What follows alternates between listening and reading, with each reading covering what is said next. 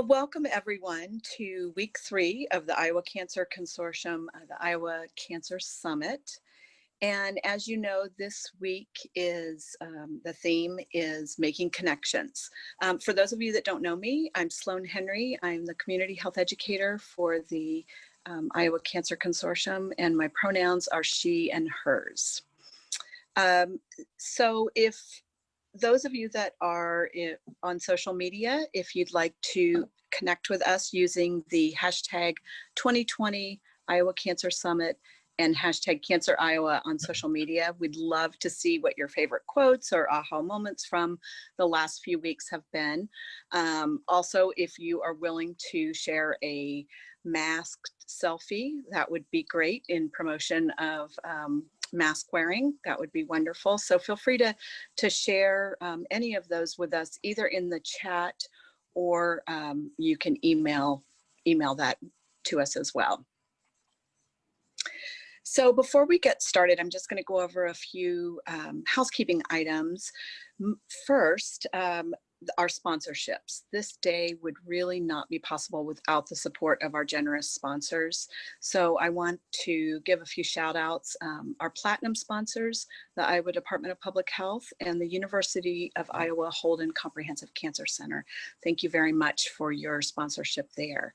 Our gold sponsors, Above and Beyond Cancer and the Iowa Oncology Society. Thank you again. Again, you all make this work possible, so thanks very much. And we'd also like to send a big shout out to the other organizations that have contributed to support cancer control efforts here in Iowa. It takes all of us, so thank you. A little bit about our team here at the consortium. We are small but mighty, and our work is largely made possible by a passionate network of Iowans working to reduce the burden of cancer. And we know as well as you do that cancer is a complex disease, and we are living in incredibly complex times. Issues that may have seemed to appear siloed before, issues like transportation, food insecurity, insurance status, are actually deeply linked to one another. And we know that now more than ever. We know that this work is hard. We know that everyone is doing their best during these times, and we want you to know that you all are not alone. Together we can do so much, from the simple things like learning from each other and sharing stories, doing the work to understand complex issues, and perhaps most importantly, listening. So thank you. Just one more thing about the consortium. Members may have received, I know it went out this week, a network survey that went out for members. If you did receive a network survey, we would greatly appreciate if you would complete that. It will be open until October 30th, so just a reminder there. So this year's theme for our virtual summit has been intersectionality, and it was chosen intentionally. Even as experts in our fields of study, I think we can all use a reminder about the intersections of identity and how they overlay with health issues we are trying to prevent and address. During weeks 1 and 2, we had some really exciting programs. Week 1, we heard from Dr. Dizon and an esteemed panel about the intersecting identities within cancer care and the importance of patient-centered care and communication. We also heard from Nikki Hayes and another amazing panel on the intersection of cancer control and Black Lives Matter. And evaluations for both of those sessions were really positive. So we appreciate your feedback, and we'd love to know, for those of you that attended week 1 or week 2, what some takeaways or aha moments were. So feel free to put those in the chat as well. So this week, we are proud to present sessions focused on the intersections between cancer control and making connections. I think this is so important, the connections that we all make with one another, whether it be in the community, with smaller local health departments, with larger academic institutions, cancer centers. We're all always making connections to do the work that we do. So on that note, I would like to introduce Dr. George Weiner, who will introduce our keynote speaker, Dr. Robert Winn. I'm going to go ahead, Dr. Weiner, and give you the floor to do the introduction. So thank you very much for being a part of this today. Oh, it's my pleasure. It's my pleasure, and it is indeed a great pleasure to virtually welcome my friend and colleague, Dr. Robert Winn, to our summit today. Rob is a guy who does a broad variety of things with focus and excellence, and is really a role model for many of us in the cancer field. He recently was appointed director of the Virginia Commonwealth Massey Cancer Center, and started there right about the time when COVID hit. So he had a pretty interesting start there. Prior to that, he was the director of the Cancer Center at the University of Illinois, Chicago, where he did a superb job of building that cancer center. In addition, he's a pulmonologist and takes care of patients with lung disease, including lung cancer, currently largely at the VA, caring for veterans. He's also a basic scientist who has had a number of grants from the NCI and the NIH, studying cellular pathways that drive development of lung cancer and impact on lung cancer outcomes. And then the main reason we've invited him here to speak with us today is Rob is a national leader in community engaged research with a focus on eliminating health disparities. He has chaired sessions of the National Cancer Policy Forum that looked at big data and how that impacts our understanding and response to these kinds of disparities. He's led sessions of the cancer center directors talking about these issues and how we can each apply them in our own cancer centers, and really has written national pieces speaking about this issue. So he's uniquely, I think, positioned to talk to us about this today. There's another skill that Rob has that I think he's sort of given up on, and that is that he was a top tier lacrosse player. And so knowing Rob, if I had encountered him on the lacrosse field years ago, I would have seen him look at the goal and know that's where he was headed. He would have followed the rules, but knocked me on my rear end. He would have scored a goal, and then he would have come over with a big smile and helped me back on my feet.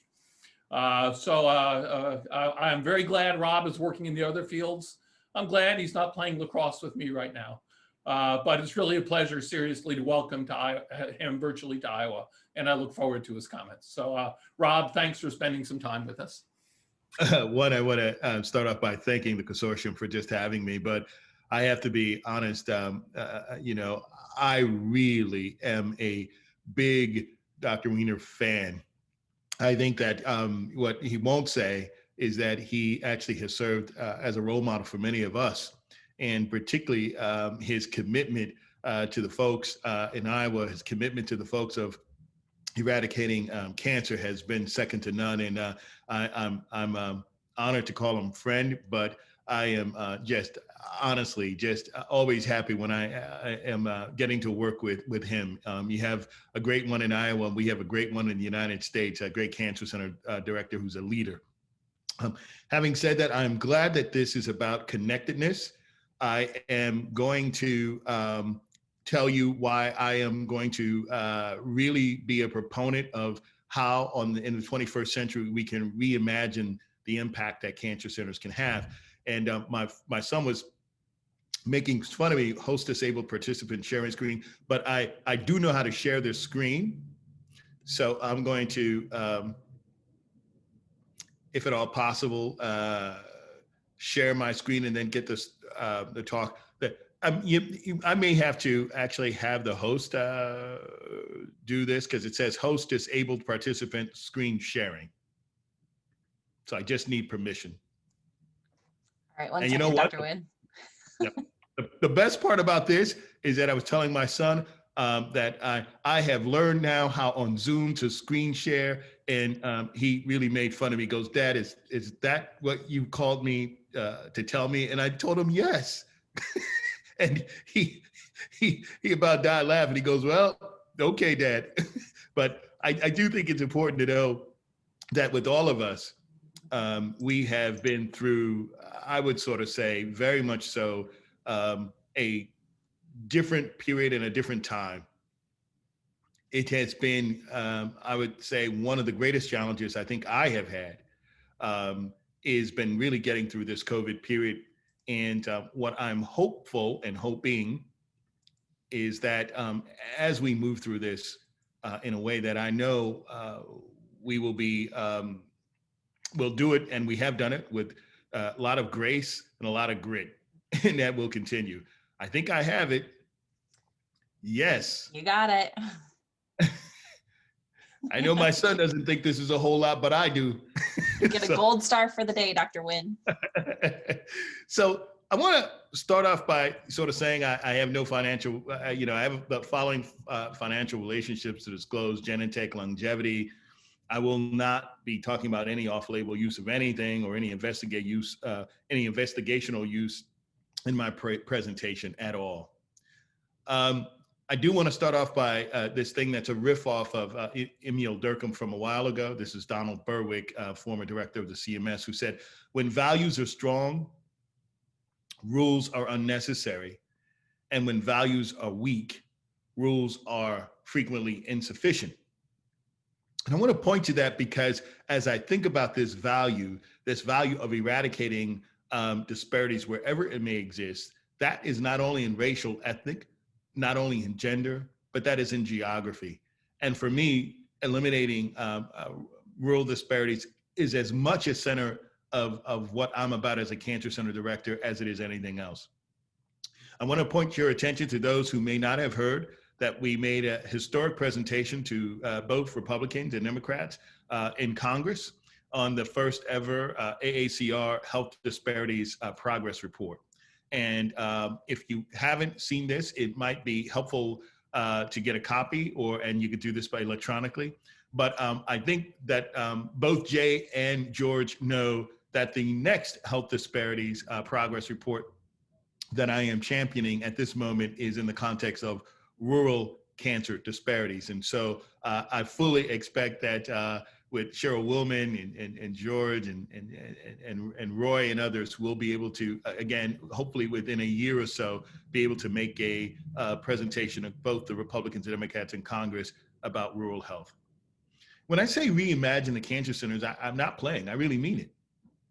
We are coming up on the 50th anniversary of the War on Cancer from 1971.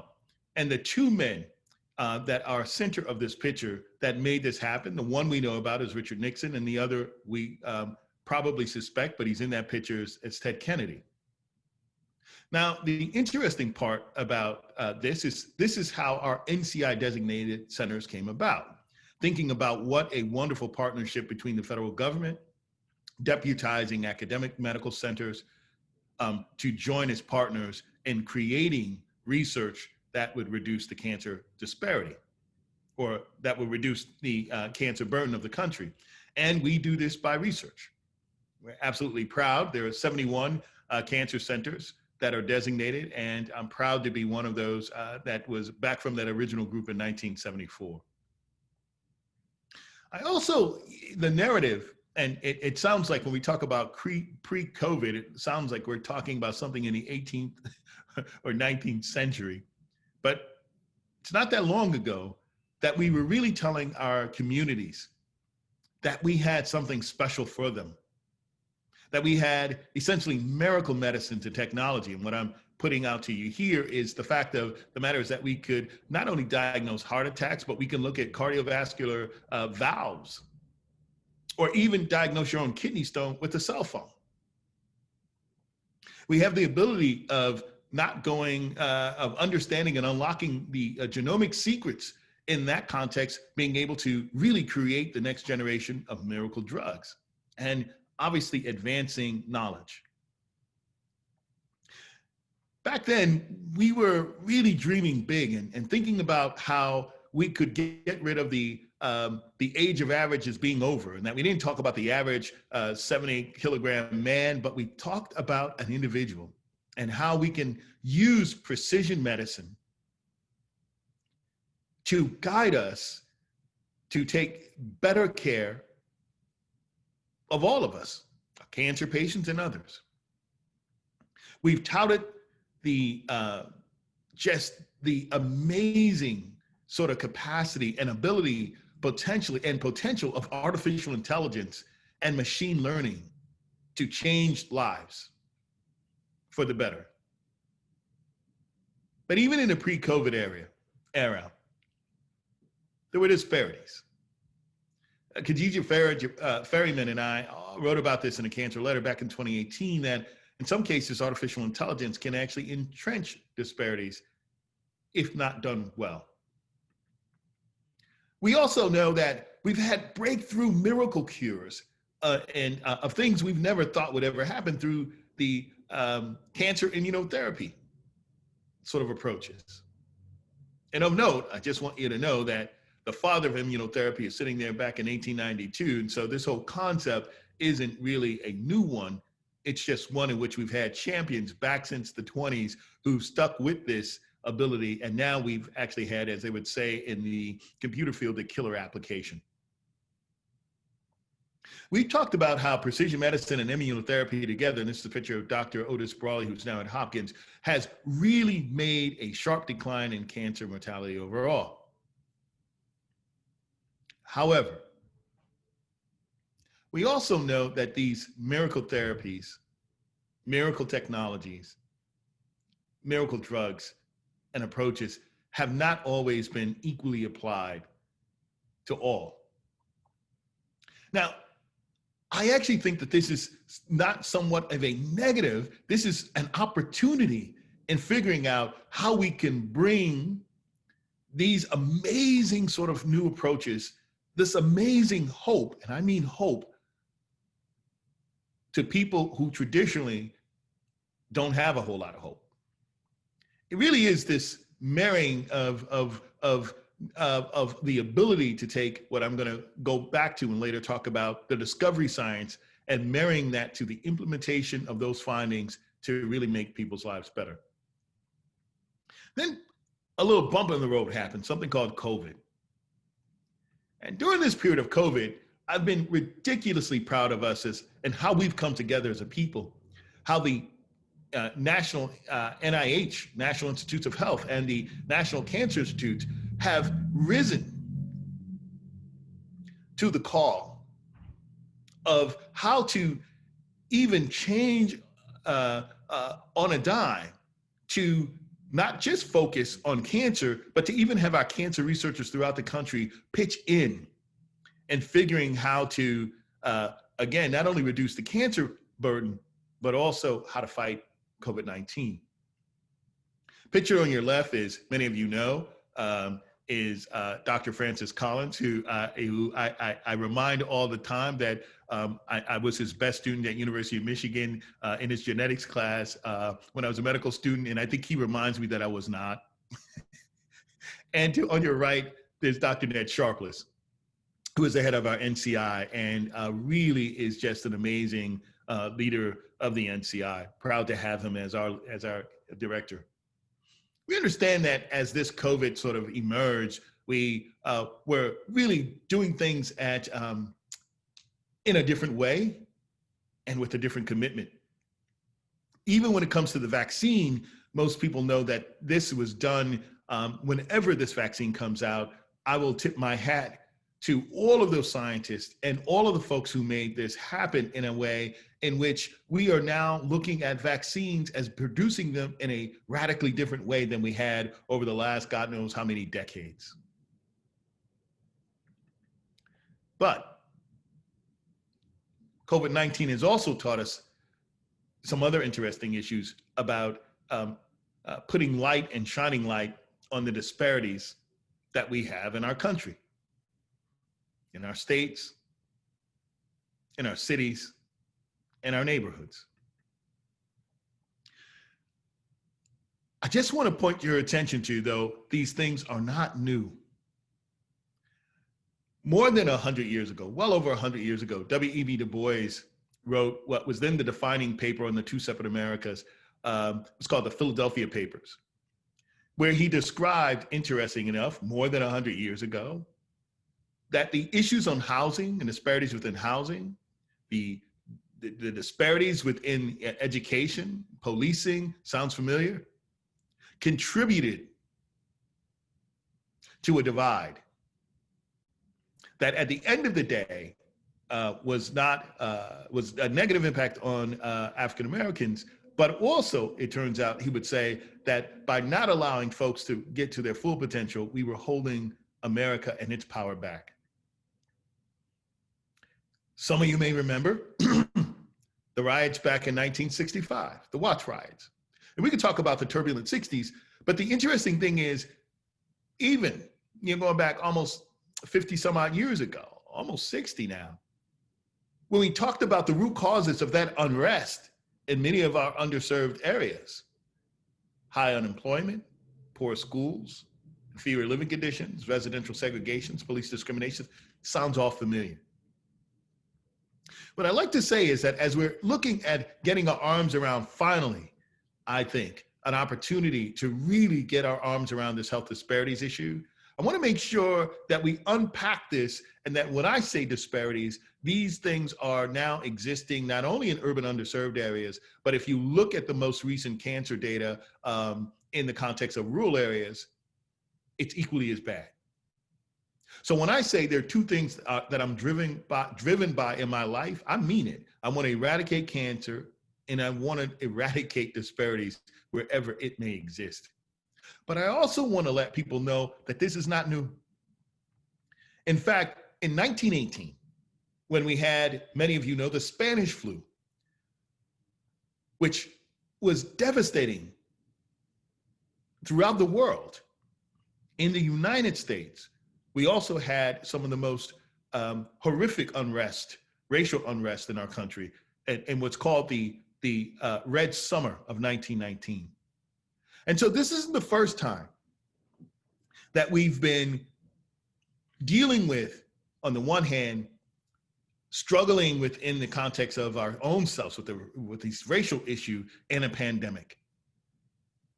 But this time, I hope that by the work that's been done in this field for now the better part of 50 years around health disparities, and by the many gold ribbon panels that have been put together, that this time, instead of just thinking about it and wringing our hands about it, we will take action. And what do I mean by that? I think that I look at our current situation as being somewhat like when someone has another opportunity to lose weight. What do you mean? We all know that losing weight is good for all of us. We also know that you could probably go to any sort of fitness place or your own drawer with books and pull out, at least of the hundreds and hundreds of diet plans that are available, you can just pick one and commit to it and lose weight. I see health disparities as being somewhat similar. That the truth of the matter is, we know what the issues are, and we even know how to address them. It's been sticking to the medicine and sticking to a plan long enough to sort of see the effects. That's what I think about health disparities, but it's also how I think that this is how we went from the immunotherapy of Dr. Cooley back in 1892, just scratching the surface of thinking about it, to where we got to today. It wasn't because we gave up. It wasn't because we didn't think it was hard. It's because we stayed committed. And I believe that we have the ability to do that. So as I think about cancer, I certainly think about the issues of genetics and the hereditary factors and genes going awry. But to be honest with you, if we go back, and this is from Dr. Border, who looked at poverty as a carcinogen back in 1989. But if you look at this, and I've gotten this from Graham Collett, who is another person I just admire dearly. If we think about what are the contributors to cancer, there are a lot of behaviors. Smoking, obesity, lack of exercise, alcohol consumption, pollution, etc. So today, I want to actually frame this about why, if I reimagine the cancer center of the 21st century, it's not just based on discovery, hardcore basic science research, but it's based on population science and a much more of an emphasis on the science of how do we impact behaviors. Otherwise, and the execution of that out into really the communities. So if I had a topic, this topic would be, how do we get back to a sense of connectedness to our community, because you can't convince me that the rest of this road of how we'll eradicate cancer and how we're going to eradicate cancer health disparities depends on our connectedness to the community. So when I think of a 21st century cancer center, I think of one in which they are putting as much emphasis on the discovery scientists. We're putting equal amounts of attention to the implementation of that knowledge into our communities. And we're not just, quote, partnering with our communities, we really are being integrated within those communities. And ultimately, my goal is to have the community help us, believe it or not, refine our scientific questions, refine the way we do clinical trials, and in some cases, even help us, yes, to define what questions we're going to ask. That's the 21st Century Cancer Center that I reimagine. Now, what am I going to talk about? I'm going to use lung cancer to get to the point about why we can do good by ourselves in the context of academic medical centers and community hospitals and these types of deals, why we can make an impact, but that we'll never be able to get there fully without community. Now, this is lung cancer incidence for 2020. I looked at the United States. In this case, let's just go around men, and looking for women as well. But you clearly see that in this case, yeah, Virginia looks like everybody else. Kentucky, however, does not. When you look at lung cancer mortality, this is data taken from 2019. Virginia's slightly worse. Kentucky's not great. And you get the idea. Smoking rates. Now, the one thing I want to tell you here that's actually kind of interesting to me is I don't have the data up. But as a result of West Virginia making a policy decision to get rid of all of their sort of tobacco cessation and all the rest of those programs, they don't have any existing anymore in West Virginia.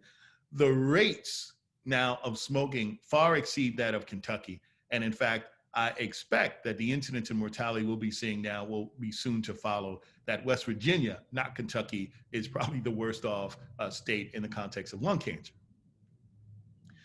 You all know, and I'll go over this quickly, that even when we talk about lung cancer, there's a black-white difference. African-American males tend to die more and have more cancers than women, and Black males tend to do worse than their white counterparts. The same is true in the context of cancer deaths, that males tend to actually have worse outcomes when they do get cancer. And it also tends to play out that Black men and women tend to do worse than their white colleagues. So this is just looking here, and I just will take your attention to the, I guess would be the second row. We're just looking at lung cancer. And the one thing I did want to point out is that African-American men still to this day have worse outcomes from cancer deaths than white men. But the interesting thing is that that is not exactly true for African-American women when it comes to lung cancer. When I look at my lung cancer burden, my catchment within Virginia is typically the central, eastern, and southern portions. I wish I could sort of say that this is where all the wealth was, but that would be not true. But I can tell you that we have the worst incidence and the worst mortality rates in the state right here in the catchment that we take care of in VCU Massey. So when we think about lung cancer screening, and again, I'm using this, again, stay with me now. I'm using this to tell you that this is something that we know is good. We know African-Americans and men are just dying from lung cancer, but certainly African-Americans are dying at a worse rate from lung cancer. And so I'm gonna focus on what is it that we're doing with the lung cancer screening programs. The rationale for lung cancer screening is it obviously identify high-risk candidates. You conduct the lung cancer screening. We identify nodules. We have these diagnostic follow-ups. We do early lung, cancer sort of diagnosis. We get to early treatment, and guess what? We reduce lung cancer mortality. It sounds great. And we know from Mazzoni and others that we even have what's called and have defined by the national consensus, high quality lung cancer screening. And we've actually identified 9 categories in which how we can identify high quality lung cancer screening. And I deliberately put a question mark on 10 because of the following data. Now, these are data that says this is lung cancer screening uptake. This is before we came out with the National Lung Cancer Screening Trial and the Nelsons and all the rest of that, where everyone knew that by taking the National Lung Cancer Screening Trial data, which I did not show here, and I should have that slide missing, but that's okay. It sort of says it was the first time we went from being nihilistic in the context of our ability to take care of lung cancer to really having hope that by screening, we can reduce mortality by 20%. Now, pre the National Lung Cancer Screening Trial coming out and all the policies that then subsequently sort of came about, it looks like we had roughly about 3% uptake with pre-policy, that's 2010, before the National Lung Cancer Screening Trial, before we got policies. And amazingly, after we've gotten these policies in place, it was 4%. So there's this interesting conundrum. We've always had this thing, if you build it, they will come. I will tell you that it's simply not enough to build it. And it certainly is not enough to build it if you don't actually have community buy-in. And if you don't look at this in the context that people exist in communities and on the individual level, and there may be resistance on both ends, and I don't think that as great as we have been in generating new miracle drugs and generating new miracle technologies, we've simply not paid enough attention to building something is simply not enough.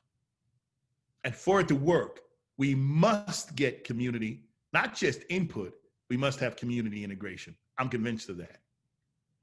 Now, you know, this is not to pit anything against one another. It's just mostly to point out something that one of the things we've not done in lung cancer, because we really have not really pitched it as well to the communities, we've not been involved in the communities. There's this thing of how do you make it routine? I think making it routine may mean you have to make it personal. When we talk about mammographies, there's almost an attachment. I think if I took 100 people on the street at any one time, men and women, and I said, what is a mammography? What does it do? And why is it good for you? I bet you people can tell you that. But when it comes to the low dose CT, most people don't even know what the heck this is. Frequently they'll say, well, no, I got a chest x-ray. I go, well, wait a minute, did you get lung cancer? I go, yeah, I got a chest x-ray. I don't think we've done as good of a job. And I use mammographies as an example of how it means we have to take it to the streets and take it to the hollers of Kentucky and wherever. And we've not always done that. This is one of the biggest reasons why I think that while we are, quote, making some gains in cancer, we're not making the gains I think we could because of our inability to be more effective, efficient, and having sustainable impact and sustainable relationships within our communities so that they are much more knowledgeable that these very tools that exist are there. Now, what are some of the reasons I was thinking about in lung cancer? There's this old gig of stigmatization that, well, you deserved it because you smoke. We now know that there are a number of people who are getting lung cancer who never touched tobacco. There's also this issue of medical mistrust. And interestingly enough, that is not only in the African-American community, but certainly it's there. And actually, I would sort of say in some cases warranted. I think it was President Nixon who once said, you know, just because I'm paranoid doesn't mean that people are not after me.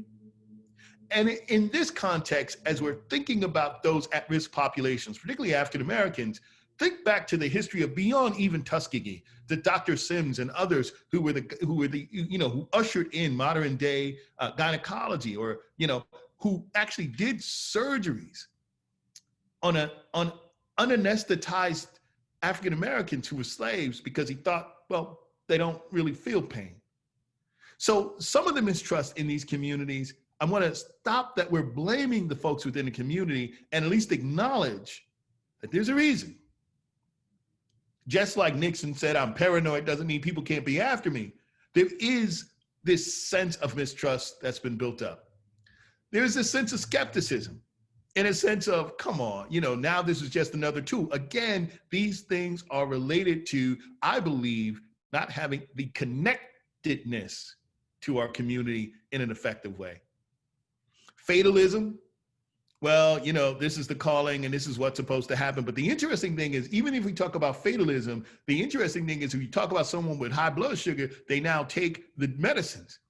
There was once upon a time where that was also considered to be not something that everyone took. This all leads to what I think a distancing of our community and a disengagement from our community that results in our ability to get some done, but not fully implement and execute in a robust way how much we could do with the community. I'm just using this to say that, we have the person, but you also have all these other networks that need to play in the role of reducing cancer. So I come back to this issue of George Floyd and where we are currently now. And I know that this was a period of time where I think all of America stood still and actually reflected that not all parts were great. I also think that as we started reflecting, and this has been a crazy year, that it was important that we reflected on our ability to actually have blind spots. And in fact, this is really just a title of, there's a little Amy in all of us. There is a little bit of an Amy in all of us. Let me go back to that slide and just sort of say, this is one of these times where, again, I actually have felt that this was not so much a negative as it was an opportunity for us to be reawakened. And just for transparency's sake, let me tell you that I think when we talk about racism, and this, for those of you who don't know Amy Cooper was a young woman who called the cops on a young man who graduated from Harvard, African-American man who was bird watching, because he simply said to her, you have to put your dog on a leash. You're in New York, you're in Central Park in New York. And she was upset. I say that to you to say that our blind spots, I've actually, and I think many people who know me know this, I don't know if it's so much a personal flaw as it is a structural flaw in our system. Now, when we talk about our collective history, Henrietta Lacks or, the Tuskegee studies, et cetera, again, this is giving good reason why people have been at least skittish and skeptical every time we come with good ideas for their communities. And yes, both medicine and science have at times contributed to the misunderstandings of these things. So let me get to why community matters.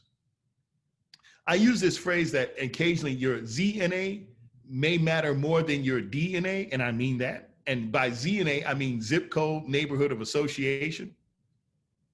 In this slide, we're showing you to your right, the loop, which is has a life expectancy of about 85 years. And interestingly enough, in the loop, this is probably where if the big guys, the big wigs come, Oprah Winfrey and all, they would probably hang out in the loop. The crazy part, and I pointed this out to Dick Durbin at one point, that you only really have to go almost about 5 or 6 train stops with the L, which really kind of goes down to like less than 6 miles. And you have essentially a reduction of 16 years in life expectancy. Now, this is in the 21st century. It seems to me that that is unacceptable. The reality is that I want to remind us that as we talk about big data, and we'll always talk about big data, you'll talk about, in fact, if I talk about Virginia, I would say, in Virginia life, we're doing equally as well. I showed you that data. But I think when, just like we talk about precision medicine on an individual level, when we talk about a level and a consciousness of precision around communities, we can find things just like what just got reported here, that there's a 30-year difference, this is in Illinois, in Chicago in an area from Streeterville to Englewood, which is literally less than 9 miles away. I know many of you say this makes no sense. It doesn't make sense. Historically, when we talk about things, and I'm showing you right now just Chicago, we know that there's worse outcomes on the south and west sides of Chicago. But what we probably don't know is that those outcomes on the west and south sides of Chicago were set up from structures 30 years ago that segregated people in a way in which almost 90 years later, the negative impact of that segregation is still felt. Again, structure contributing to disease. When I think of structure, I think of opportunities, I think of structure, I think of communities. And so we will focus a lot on our DNA, and God knows if listen, and I am guilty. And, you know, I like RNA binding protein. I'm a fiend for protein methylation, and if loving science is wrong, I do not want to be right. But I've also over time recognized that the DNA in and of itself exists within communities. And those community stresses actually have a way of impacting that person on an epigenetic level, as well as others, and making them either better or worse, depending on the communities they live in. I had to put this up real quick because, you know, when I looked at Richmond, I just had to figure out Richmond and South Carolina and LA, you know, particularly LA County, you know, I was like, well, you know, it's pretty diverse. Interestingly enough, no matter what county I actually looked at, African-American men were dying from lung cancer more than their white counterparts. So what does this tell me? It tells me as a cancer center director that while we are certainly paying a lot of attention to the new miracle drugs and the technology, that we also have to understand that the upstream determinants of health also matter. And as we think about these upstream determinants of health, that is housing, neighborhoods, jobs, these things like that, it is a golden opportunity to work with communities, people within those communities, and our politicians to be able to figure out how can we reduce or mitigate these upstream determinants of health so that they don't contribute to more disease. And again, I'll be ending pretty soon because I think I'm gonna, right. So I show this as a CAT scan because I think we do this with community data. If I were to tell you, I don't know whose CAT scan that is, and well, that spot, it's kind of near where yours is, but I just wanted to kind of let you know, kind of before we do a surgery, you would go, what the hey? It's different than if I were to say to you, this is your CAT scan, Mrs. Jones, Mr. Johnson. That is your spot on the bottom of your right lung. And this is what we're going to do for it. So what am I trying to say? One of the things we haven't done, we've not brought along our communities because we've not really disseminated data to them in any way that actually would be sticky and identifiable and consistent to what they want. In fact, I'm famous for sort of saying that, you know, I used to talk about zip codes all the time until an 87-year-old woman in Chicago pulled me aside and said, baby, look, you would talk about zip codes. Don't nobody know zip code. We don't live in no zip code. That's for mailmen. And then I started thinking mailmen and scientists. But she then went on to sort of say, I live in the 20th ward. Now, the interesting thing is we figured out a way in which we could disseminate information to communities. And this work was done with my partner in crime, Dr. Kareem Watson, who I hopefully you will have if you haven't heard the opportunity to hear him speak, hopefully you will. But this was an opportunity in thinking about as football is to Texas, politics is to Illinois.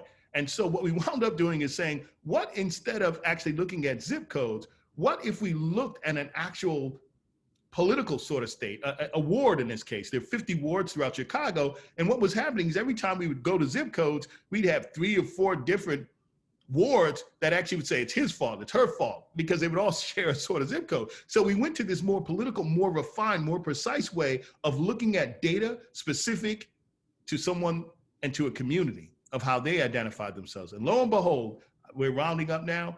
I can tell you that one of the things I was most proud of is that we were able to generate data on a ward level we were able to really make changes. And I'll turn your attention to, this is the top part is incidence, the part is mortality. Let's just look at prostate cancer. If you look at West Englewood, that portion of Alderman at that time, Cochran's ward, he had 3 times more people dying from prostate cancer than in the country and the rest of Illinois. That allowed a sticky factor, almost like the CAT scan is saying, Mr. Johnson, this spot is yours. There was a conversation now with the community that we were never able to have before, because we were able to present data that mattered to the community. Now, I'm a big fan of big data. I know that we need genomics. I know that we need phenomics, that it's histology and other things, but I'm also an advocate in understanding that we're gonna need a different kind of omics, and that's called community omics.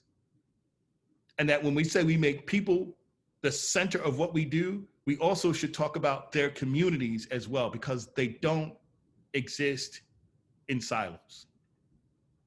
So what's my goal? My goal from this talk is to hopefully convince you all that the 21st century cancer centers will be even more successful than the 20th century cancer center directors if we pay attention to both what we are generating with new knowledge by discovery, but what we're also doing with execution and implementation. This, as Dr. Freeman had pointed out, was a critical disconnect, and I want to make this the critical connection, that for any success moving forward, whether it's lung cancer screening or what have you, we will need the community. Now, when it works, this is just a paper we published in JAMA before I left. This is Dr. Pasquinelli. I'm the senior author on this one, but this is when it actually works, when we put community navigators, when we put educators in the communities, when we're consistently in the communities. Interesting enough, we can have a better yield. And this is just long and short of this, is that we had detected 3 times more people with lung cancer, early lung cancer, than they did in the NLST trial in a group of heavily populated African Americans, which people sort of said would not happen. We proved that it can, but it takes effort. And I will end there and just sort of say that it's time to stop playing. It's time to start reimagining ourselves.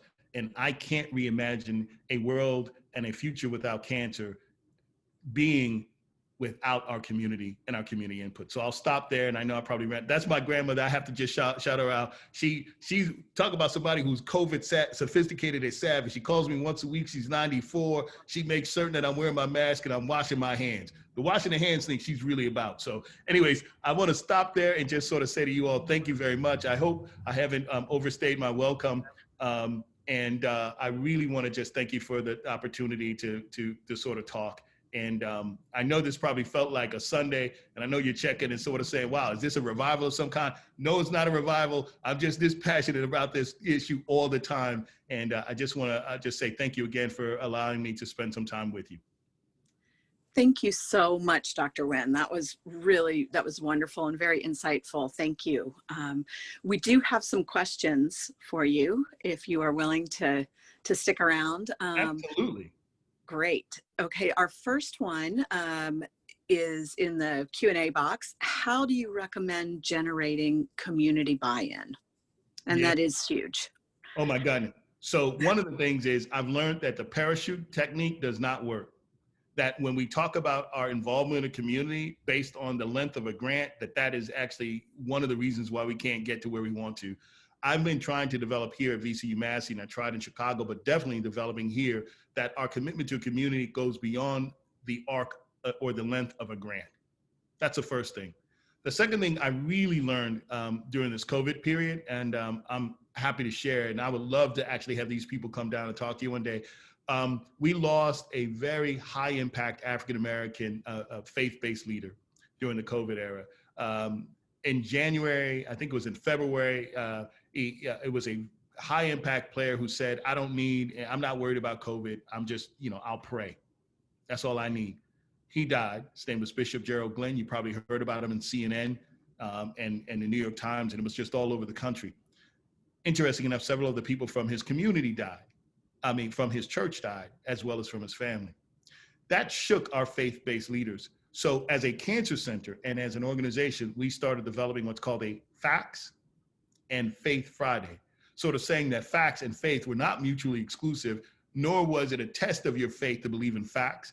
What that was is a commitment from us every Friday from 3 to 4 p.m. Eastern Standard Time. we are on the phone with them talking about COVID issues and cancer every week.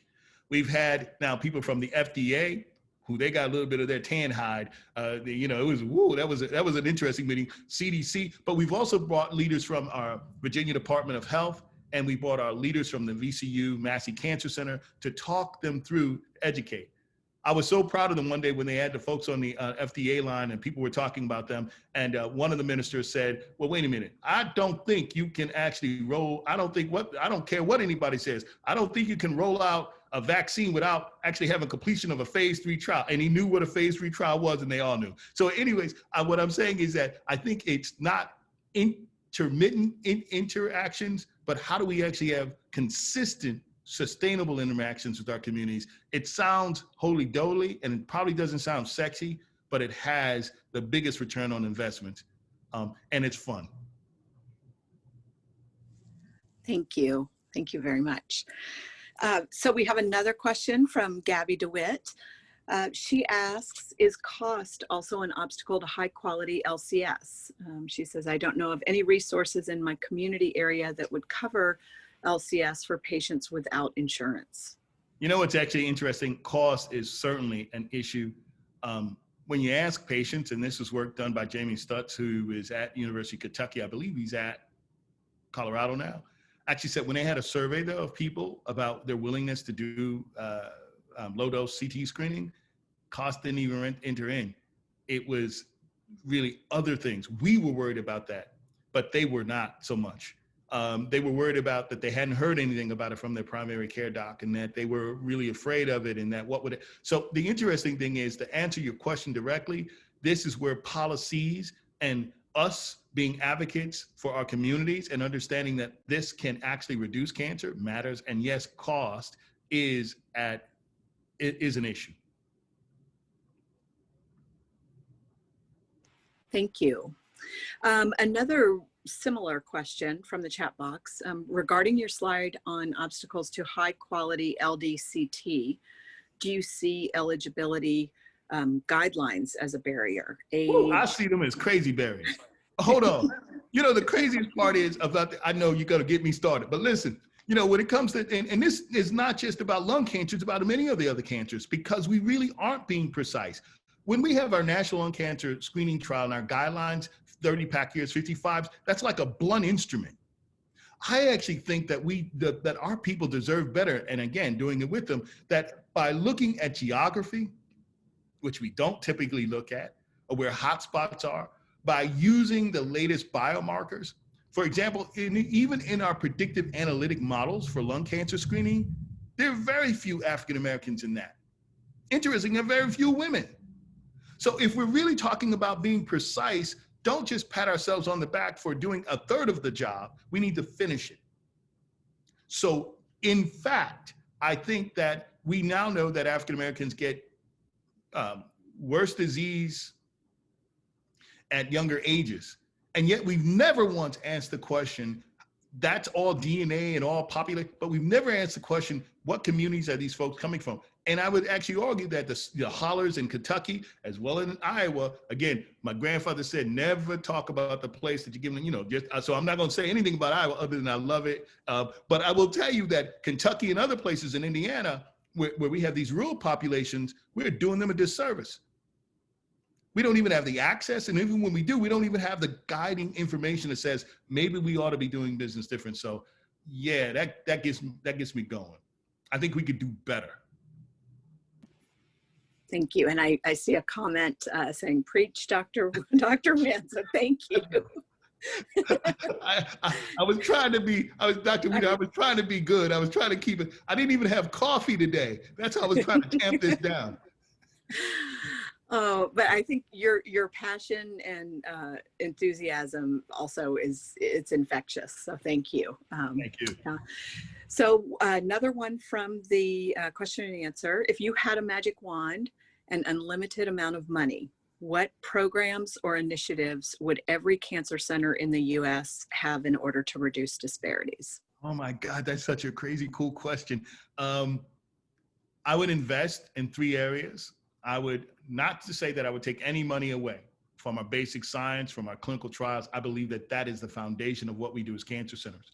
But I would add money to prevention. I would add money to screening efforts. And I would add money to actually increase the amount of employment and connectedness that we can have with folks within our community. That's what I would put additional resources to. It's not as super sexy as, finding a mutation out on an RNA that actually can lead to some drug discovery. But honestly, the basic blocking and tackling of having more resources to focus on prevention, to be present in our communities, and to employ people from our communities, I think would actually also have a big impact in the reduction of cancer throughout. I feel like that's the perfect kind of note to end on, because really this is what this week has been about, that making connections and getting out into the community and doing work, that's the best for the community. So we really thank you, Dr. Winn, for your expertise and your time, your talent, your enthusiasm. We appreciate you taking the time. So thank you. Thanks very much. Thank you, Dr. Rob. Fantastic. Thanks. Thank you. Bye-bye Feel free to stick around if you'd like to. So. Oh, that'd be awesome. Thank you so much. Thanks. Thank you. So I think we are going to move on to our panel discussion. I am going to introduce our moderator for our panel. It's Dr. Anjali Deshpande, and she is a clinical associate professor in the Department of Epidemiologist at the University of Iowa, College of Public Health in Iowa City, Iowa. Her areas of research interest include disparities in cancer outcomes in rural communities, as well as the pedagogy of training the 21st century public health workforce. Dr. Deshpande teaches graduate level courses in epidemiology and public health. In addition to training public health students, she is passionate about teaching current public health professionals in the area of evidence-based public health and using data for public health decision-making. Prior to joining the life of an academic, Dr. Deshpande was a senior consultant epidemiologist in the Division of Chronic Disease and Health Promotion at the Missouri Department of Health and Senior Services, after receiving her doctorate and an epidemiologist specialist in the Communicable Disease Division at the Oklahoma State Department of Health during her MPH training. She is active in a number of professional associations, including the Iowa Cancer Consortium, the Iowa Public Health Association, where she serves as chair of the Education and Programming Committee, the American Public Health Association, and the Association of Schools and Programs of Public Health. So welcome, Dr. Deshpande, and I will let you take it away for our panel discussion. Excellent. Thank you so much, Sloan. As Sloan said, my name is Anjali Deshpande. My pronouns are she, her, and hers.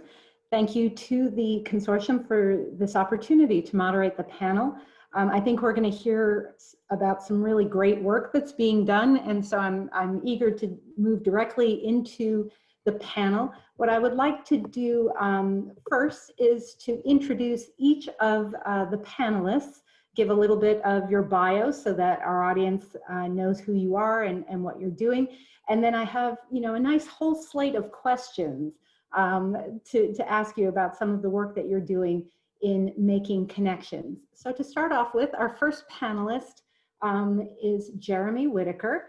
Dr. Jeremy Whitaker earned his MPH at the University of Iowa and spent over a decade in the public health field before earning a doctorate and going into higher education. Along the way, he worked at a local health department in California, the tobacco division at IDPH. He was at Wellmark, Blue Cross Blue Shield, and the Iowa Hospital Association. So clearly he brings a lot of good experience in making connections. He currently splits his time as a professor and director of undergraduate public health programs at both Wartburg College and Allen College, as well as being the incoming president of the Iowa Public Health Association. Our next panelist is Rudy Papakee, and I will please encourage each of you to reintroduce your names when we get to the question parts, so everybody knows who you are. But Rudy is the director of the Meskwaki Tribal Health Center on the Meskwaki settlement. The Meskwaki Nation is the only federally recognized tribe in Iowa from which Rudy is an enrolled member.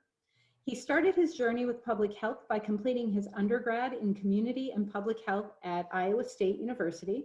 And he went on to obtain his master's in healthcare administration from Des Moines University, and then transitioned into his current role with his tribe. He's been in this position for 10 years and has seen the health department grow under his leadership from 10 employees to just over 50 today, with expansion in all areas of the ambulatory center.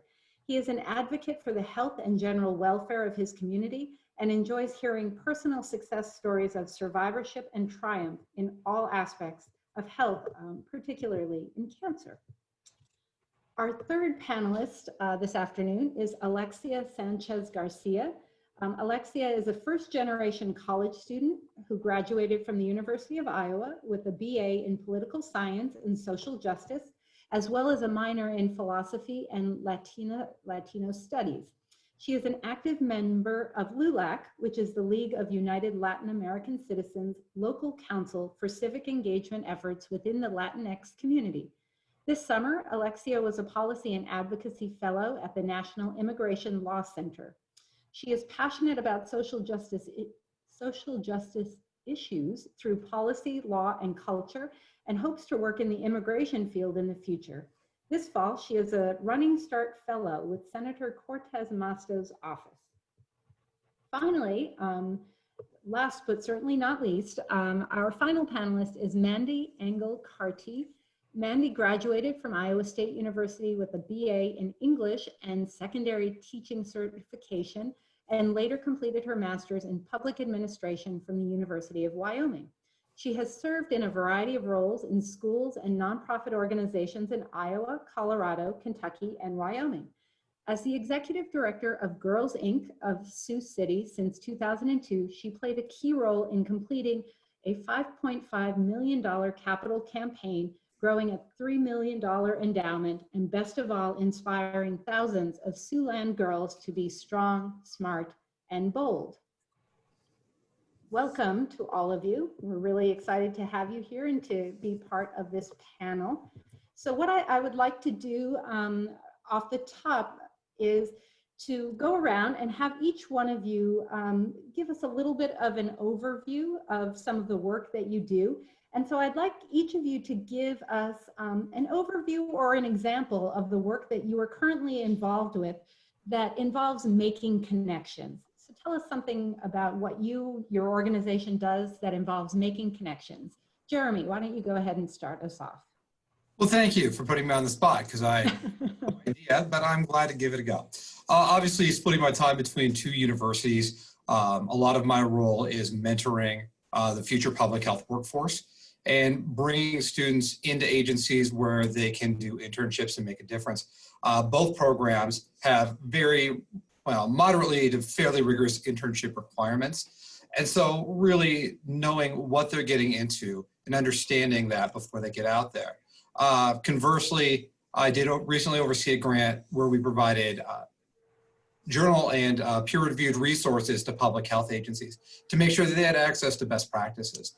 And so again, trying to, and being a Unity Point employee, trying to make sure that public health and the healthcare system don't remain as isolated as they seem sometimes.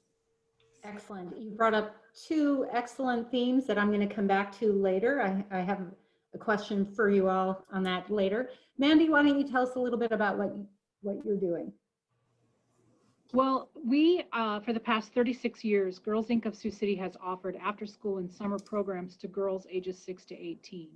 But with the pandemic, we found that our working families needed the opportunity for their children to connect 100% virtually when there were additional risk factors in the family. So we pivoted.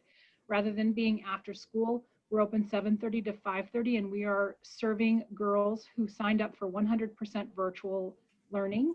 And those connections for us are broad. So for example, thanks to a couple of waivers right now, we are able to have Briarcliff University nursing students coming in and working with those girls, assisting in a variety of modes and fashions. and also education students from throughout the community who are coming in and helping. So basically what happens is girls come in, they connect to their teacher, and then we provide all of the surround care, breakfast, lunch, and snack. We have our regular programming, which is STEM and economic literacy, health and sexuality, and we're really working to continue to make community connections. You know, when we first switched to this mode, I had a mom see the advertisement and call us. She cleans hotel rooms locally, and she said, I don't have internet at home. I have a track phone. I run out. You know, the girls try to use that.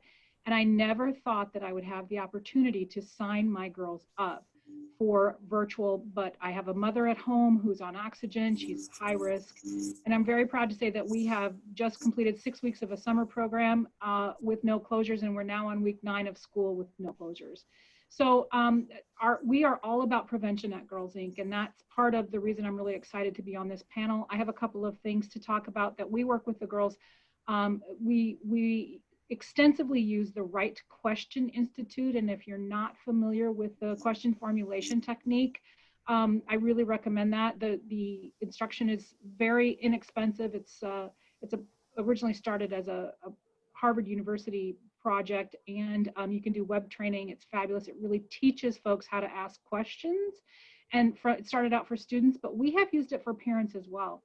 We teach a strengthening families class, and what we learned was that many of those parents are very concerned about asking questions. They don't feel equipped, and I think that this certainly is a big issue in healthcare as well. Are you able to ask questions? Do you feel comfortable? Do you know what questions to ask? Do you know how to prioritize those? So again, that's part of prevention. We also work a lot in trauma-informed instruction and adverse childhood experiences. And I think all of those are really how we try to help our families make those connections to whatever providers, whether it be school or healthcare. Wow, excellent. I'll just mention to everybody that's on this session, Rachel did put the link for the Right Question Institute in the chat, so you can go there to get that.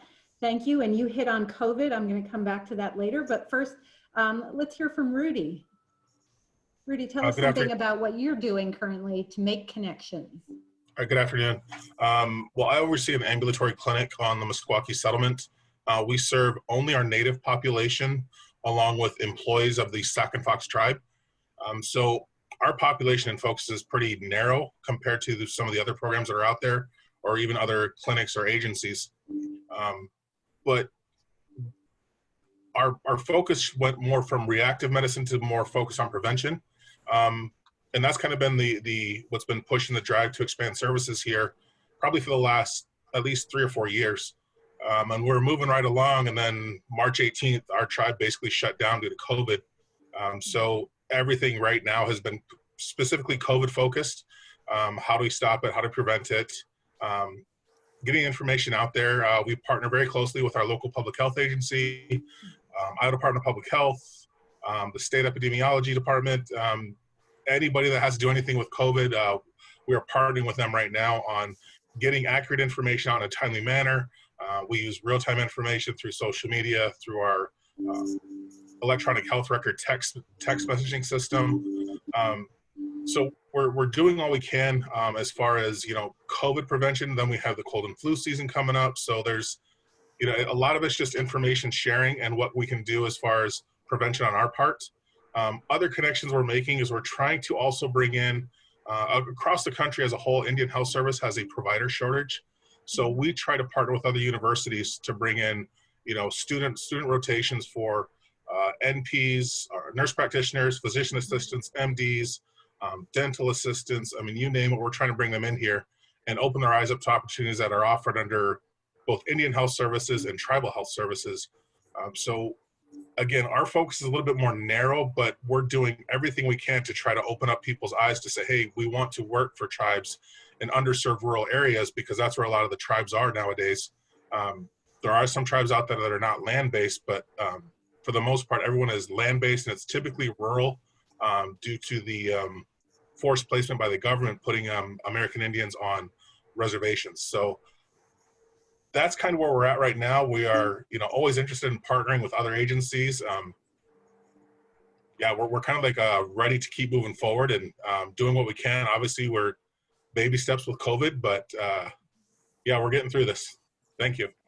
Excellent. So Dr. Winn has turned off his camera, but I feel like between what Mandy said and now Rudy, what you said about focusing on prevention, I can just see Dr. Winn, you know, kind of doing a dance in the background to really support that kind of work. So that sounds great.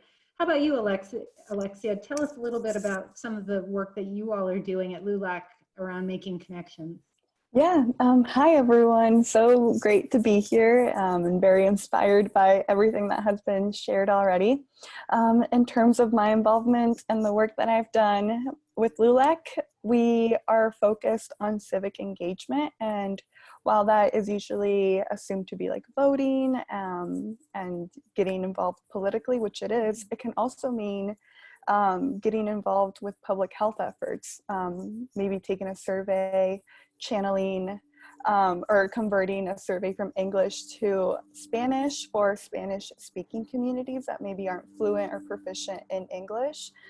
Those are ways that I've been able to use my efforts, definitely not in the medical field, more in the political science field, but if I'm able to make a connection between one survey or one effort in the medical community with the Spanish speaking community or underrepresented ones, then I'm more than happy to bridge that connection too.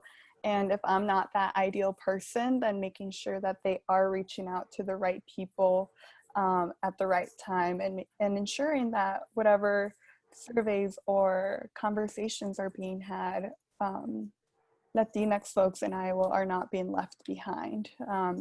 Like it has been mentioned before, COVID has shown where there are issues in different areas. Latinos in Iowa are more at risk of getting COVID than other identities. And so shedding light on that and ensuring that resources are going into those communities, into those folks, and making sure that that information is also accurate too, which unfortunately has been an issue because of the different medias that share information, some of it accurate, some of it maybe only sharing part of that conversation. So doing whatever we can to bridge those connections.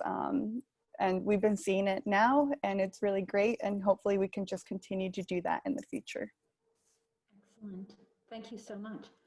Okay, so it's almost like you all, you know, saw my notebook ahead of time, because you've already hit on several of the questions that I have for you. But just broadly, I think, you know, everything that we are doing right now has been impacted by COVID, whether it's like this, how we have meetings, you know, how we do our work. You've talked a little bit about some of the services that your organizations provide and how they have been changed by COVID. My question is, has COVID given you new opportunities for collaborations, or, you know, how has your organization been able to maintain some of the connections that you have in the community, even though maybe your focus has had to shift a little bit? So how have you either built new collaborations or worked to really maintain connections that you have, so that, you know, you'll be able to kind of go back to what you were doing before? Who wants to start? I'll do it, just because my answer isn't going to get better the longer I stay here. So I'll buy everybody else an extra 2 minutes. I think for most of us, it really, up until about August, we were just treading water. We're basically trying to figure out how to keep going, keep our services going, keep just a base level of engagement and not let things slip. However, this fall, I think we realized, well, hopefully all of us knew long before that, but the rest of the world realized that COVID isn't going away anytime soon. And so what was a temporary measure in the spring for, you know, adapting classes online, things like that, really became, no, this is the way it's going to be for a while. And so I think we're really just, this fall, I've actually seen more of a reemergence of collaboration and partnership, where people are like, you know, we can do these things that we've done and we can do them as good. We can maybe bring in new partners now that travel isn't a factor. We can be maybe just a little bit more inclusive than we used to be, and invite people to our meetings that we wouldn't have before. So I think, yes, obviously if something is lost in this, you know, and especially the things that happen in the dark corners of conferences and meetings and friendships that are built and relationships that happen spontaneously. While that is lost, we do gain, I think, again, meet new friends, new partners. And so gain, I don't know, but has it been, I think, at least a net, a balancing, more or less, yeah. Excellent. Good. Anyone else want to talk about either some new collaborations or maintaining collaborations? This is Rudy. I think the biggest thing, like once COVID started here and it hit our community, we became more or less a little small epicenter of outbreaks simply because of where people worked. So there's numbers being reported, and since we don't report directly to the state, we go through our local public health office. We basically become best friends with those two ladies, the two nurses sitting over there. We have each other's numbers on speed dial. We talk pretty much just about every day. And I think one thing about this too is that it helped us connect better to our community. I mean, they know we're open. They know our door's always open. They know what services we provide. But with COVID, we shut specific services down. And so over time, we'd have to, you know, little by little reopen services. So we just reopened our fitness center. So, okay. And it's communicating with the community on as far as what are the do's and don'ts now? How many people can be in there? Do you have to wear a mask? How often are we sanitizing? How often are we cleaning? It's just the little nuances that we've actually started sharing more information. We're now, I'm pretty much doing at least twice weekly updates with the community, where before it might have been a monthly newsletter. I mean, we're still hitting our newsletter as well, but it's just a lot more information sharing. And then again, just making these partnerships with other agencies out there. We never had a relationship with our local public health office. Not that we didn't need it, but it was just, I guess really we didn't need it at the time. And then now, you know, you have a pandemic hitting the world and we have no choice. And I knew the ladies in passing before, and now, like I said, I consider them good friends. Excellent. And situating yourself as a credible source of information and education to your community, as well as your collaboration with the public health department. That's excellent. Anything else? I would mention that for us and for LULAC, one of our biggest changes that we've seen is the effort to make information more inclusive, meaning like changing it in language. I personally have proofed, I think, 2 or 3 surveys from different institutions to ensure that what Google Translate was telling them actually made sense for someone reading it. I don't know if they actually used Google Translate, but you know, there's minor errors that even one word can change a whole different question and can change a whole answer, providing different information and different results and whatever feedback they were trying to gather. So I've been incredibly proud of our state for doing that, and for different institutions reaching out and extending that question. That way proper information is being delivered to those communities that we're seeing are underserved, and hopefully with the end goal of not only acquiring more resources to where it's needed, but the right ones as well.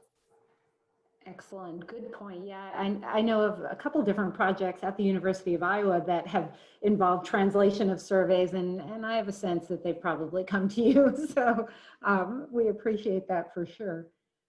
Okay, Dr. Winn talked about the importance of engaging underrepresented populations in clinical trials.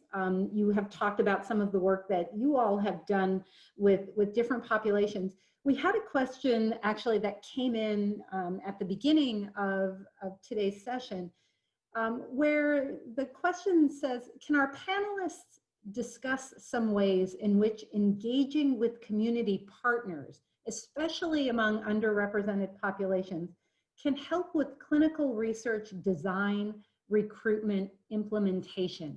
And so I think the question is obviously not to get your input on sort of the design and implementation of clinical trials, but really how to build those connections, you know, how to work with different groups around the state, whether it's cancer prevention or clinical trials or other kinds of work. But the question did point specifically at clinical research.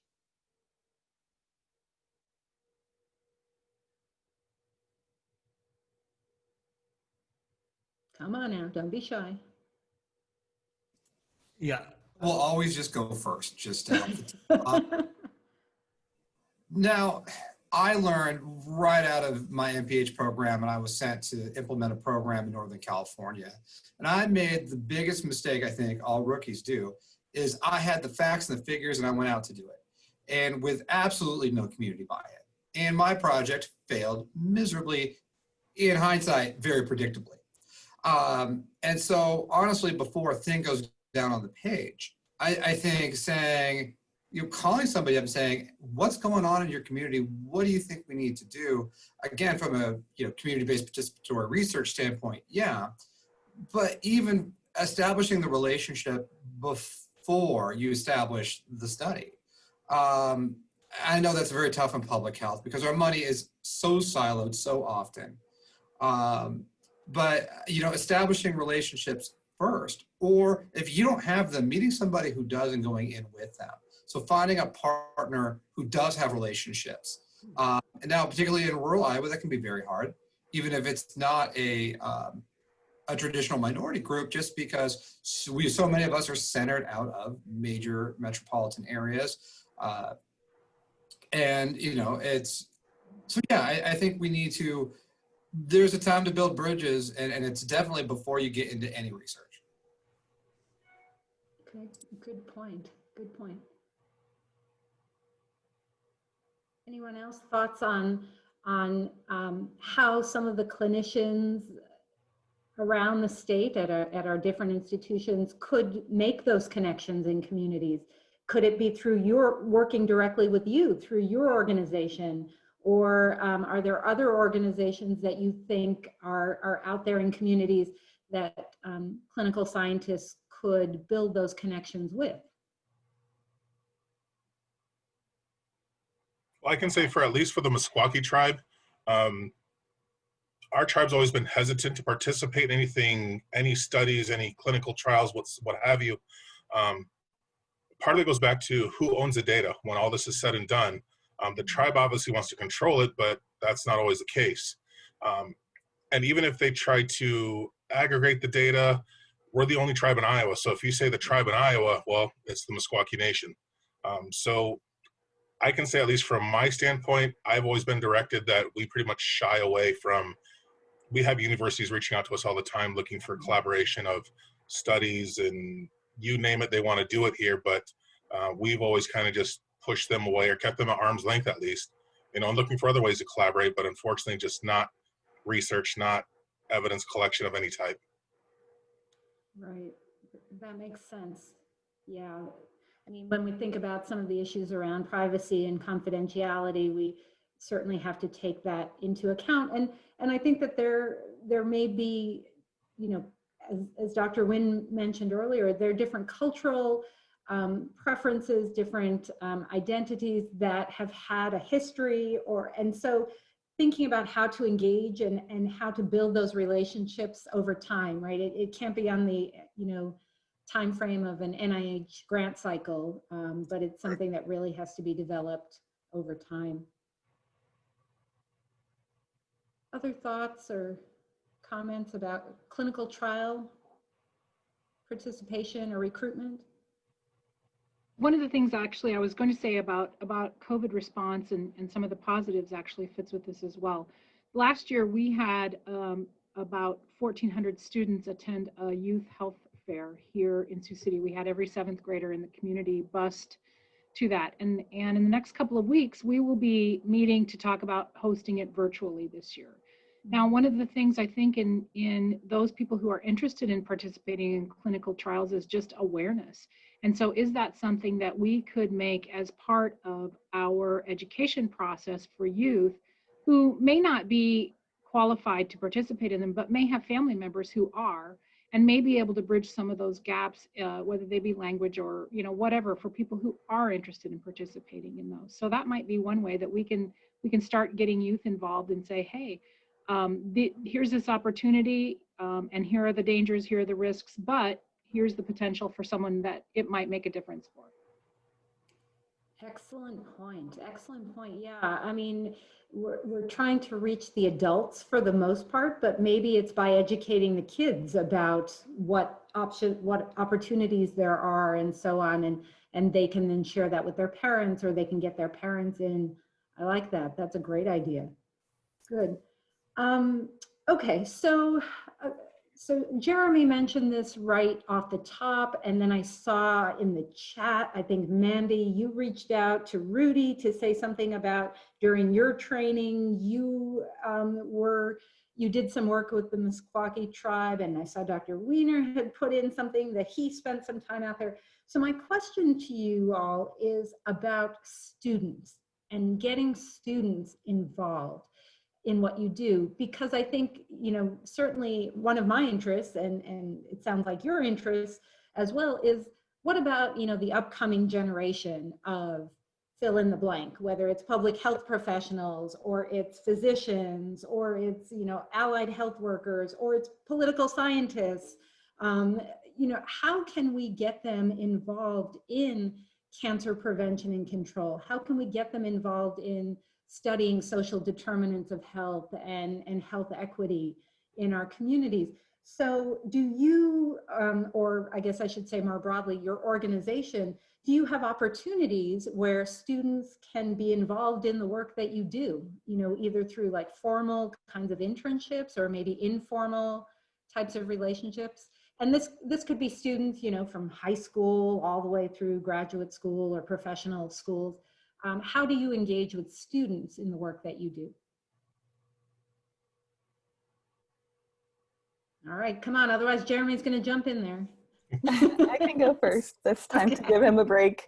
For LULAC, I really appreciate the variety of opportunities that they have for students. One of the ones that I took advantage of actually was a summit to a conference to DC, where a variety of topics were talked about.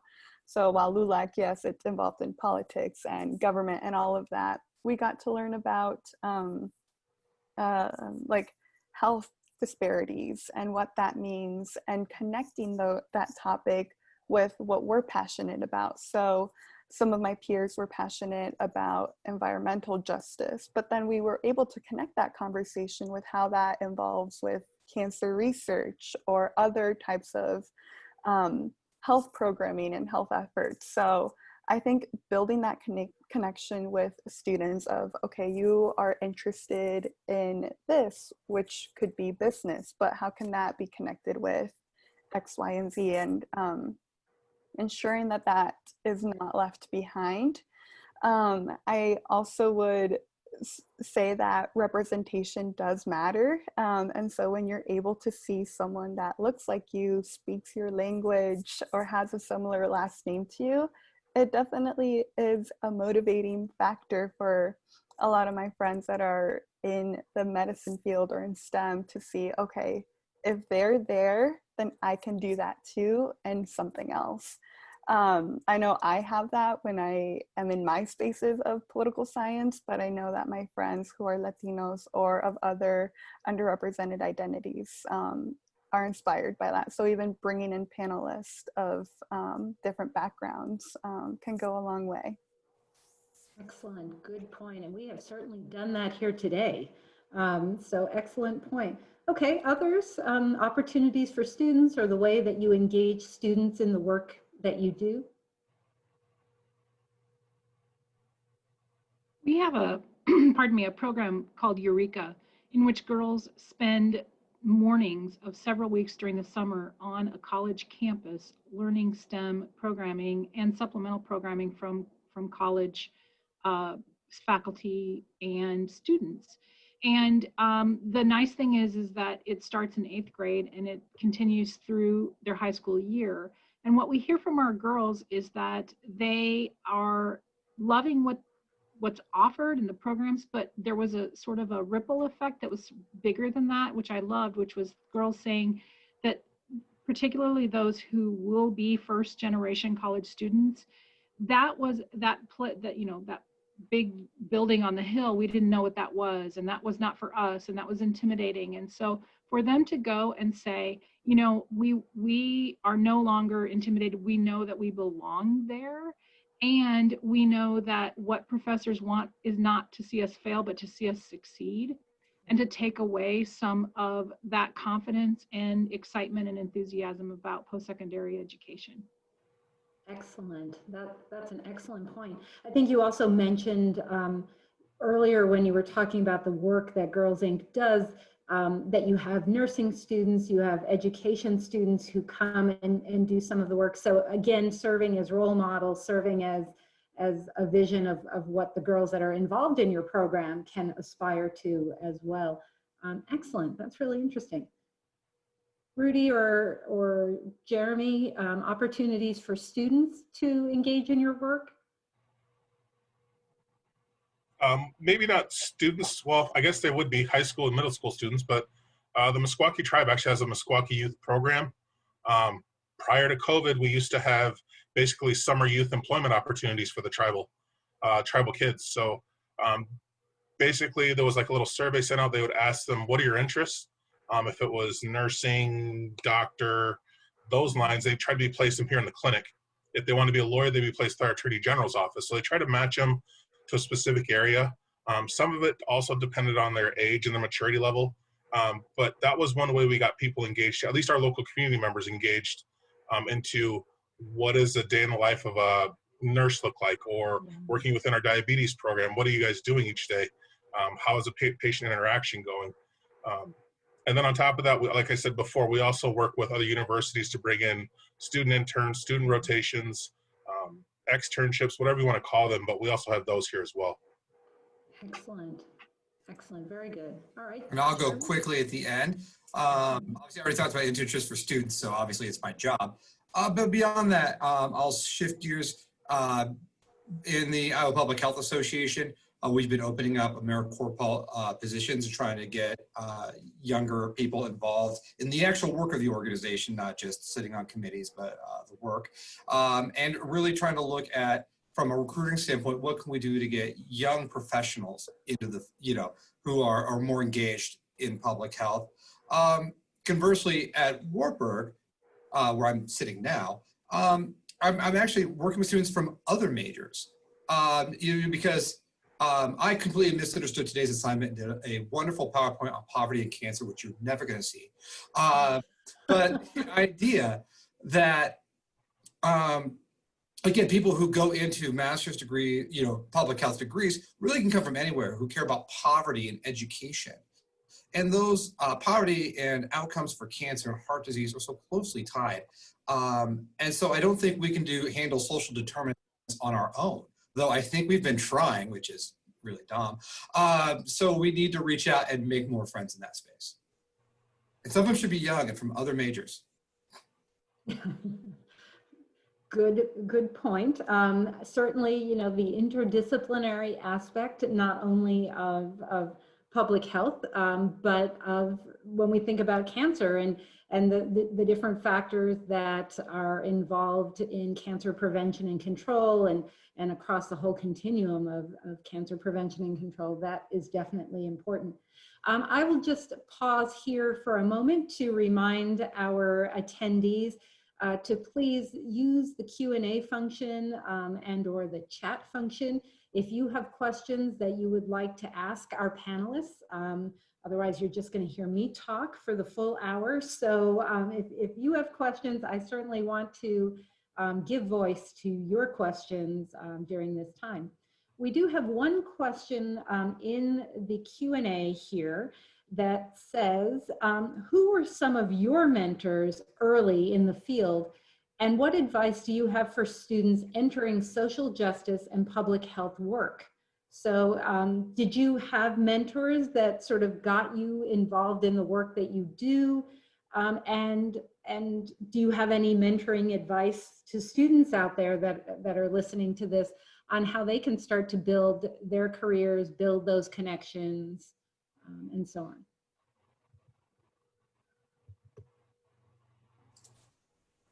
I'll start since, why not? My name's at the top of the PowerPoint. In grad school, obviously, I had a great advisor who told me that my ideas about public health and what I want to do in my career were really dumb, and maybe got me on the right track. I don't know that that's what you're supposed to do. For those of you who knew Laura Fortes, that would not be a surprise. And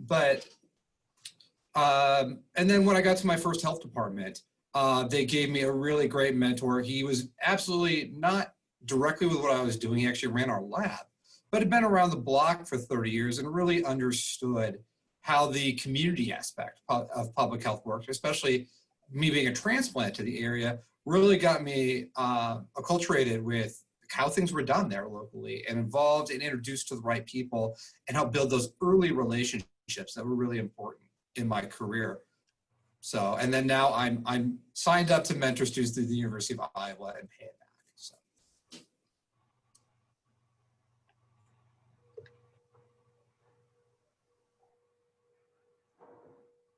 Come on now, we've all had mentors, somebody who kind of showed you the way, somebody who told you, the hard tips early about how to make those connections, how to engage with the communities that you're working with.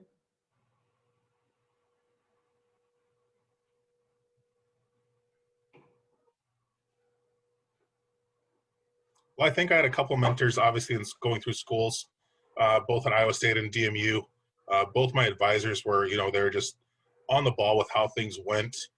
They're not as optimistic as me. I think they've been doing it a while. And so when you first leave school, you're gung-ho, you're going to go change the world. And then I assume because I was from this community, I'm going to come back and change things. We're going to, bring our smoking rates from 79% down to 30%, and I'm going to change the world. Well, unfortunately, you need people to buy into everything you're hoping to do. And so as I got my job here and was working through this program, we had a contract compliance officer who was a really good mentor to me. His old school way of thinking. One of our elders from this community was also our community health representative coordinator. And her biggest advice to me all the time was CYA, cover your behind. So that stuck with me since day one when I started. But she was a really good mentor. She, reinforced over and over, no matter what we do, take care of the people. And so that stuck with me since day one. Excellent, excellent point. I'll just throw in, since Rachel put in the chat that I should share something about mentors that I've had too.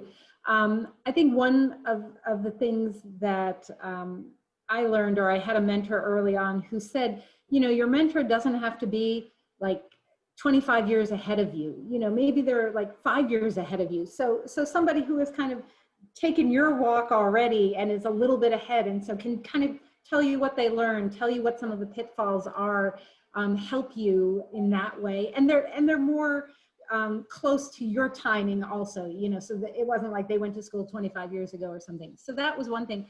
But I think the other thing that I'm finding now, because our students are just getting younger and younger, it feels like their whole frame is very different and the experience that they've had. So young people today, our young students, are really thinking about social justice, and they're thinking about equity, and they have questions, and it's challenging for those of us that were trained, quite a long time ago, where these were not issues that we considered.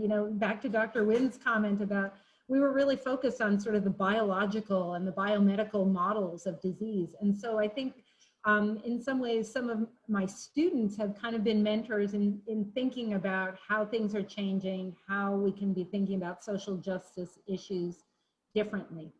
So I'll throw that out there.